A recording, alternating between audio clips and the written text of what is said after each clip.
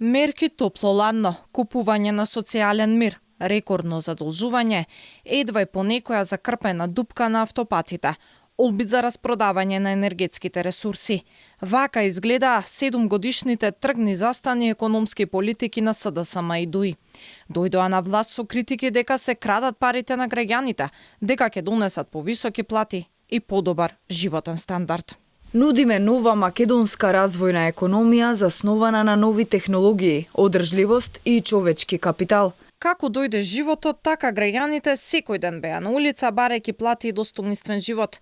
За волја на вистината, дочекавме минималец од 18.000 денари, но тој во најголем дел беше изеден од галопирачката инфлација. Изгледа, она што во 2019-та беше смешно, стана трагично. Македонската економија се закотви со сидро. Да поставиме кормило, да ставиме сидро, кое што ќе влече напред. Поранешниот премиер се фалеше со мерките кои ги презел за време на ковид кризата, но 6 пакети се најдоа во ревизорскиот извештај. Немало отчетност, транспарентност и не можело да се следат ефектите. 2022-та владата ја презеде Димитар Ковачевски. Тој стана премиер во најголемиот тек на енергетска криза. Струјата и парното скокнаа до плафон, а не знаевме ни дали ќе има доволно газ. Ковачевски тогаш го губеше трпението и на новинарите место да им каже како ќе се истера зимата, држеше час како се произведува топлина. Со грејење на вода во топланите и испорачување до домаќинствата. На тема енергетика, владата на СДСМ и ДУИ не може да се пофали со многу резултати, ама има контроверзии. Во мандатот на владата на Ковачевски за малку ќе се дадеше ХЕЦ Чебрен на Грција. Склучивме енергетски штетен договор за изградба на комбинирана централа со грчки Митилинеос, која ако се реализира ќе има само финансиска штета за Македонија, а ги раскара и СДСМ и ДУИ, па ќе ја чека новата влада. Во 2022-та се повторија и сликите од раните 90-ти. Празни рафтови за масло и брашно, редици на бензинските пумпи и страв дека ќе ги снема основните артикли. Не дека е се така црно, според поранешниот премиер. Сега ни е далеку подобра.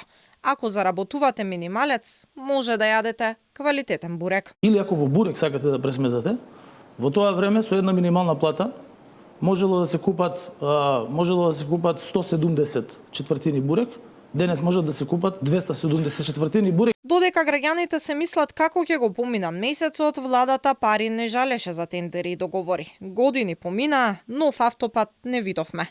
Во овој мандат се потпиша еден од најконтроверзните договори за изградба на коридорите 8 и 10D. Во сите можни извештаи беше искритикуван, ама владата мува не ја лази. Милиони по милиони летаат на сметката на Бехтел и НК. Ајте, радувајте се, ве молам, радувајте се гради во држава. И навистина, ни приредија уште неколку вакви забави за радување. Имавме и шарена експлозија.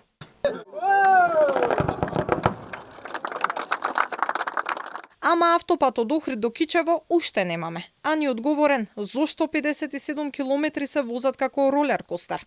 Сега собранието на итна седница даде нова шанса на кинески синохидро да се заврши до 2026. Затоа што јануари 2024 година по тој пат мора да се вози со автомобили од Кичево до Охрид. Важно е дека се фалат со рехабилитации на постоечки патишта кои траја со години, како и изградбата на 2 километри од Скопје кон Блаца, на кои се уште не им се гледа крајот. Техничкиот премиер на пуштање во употреба на обновената делница Катланово-Петровец беше пречекан со свирежи.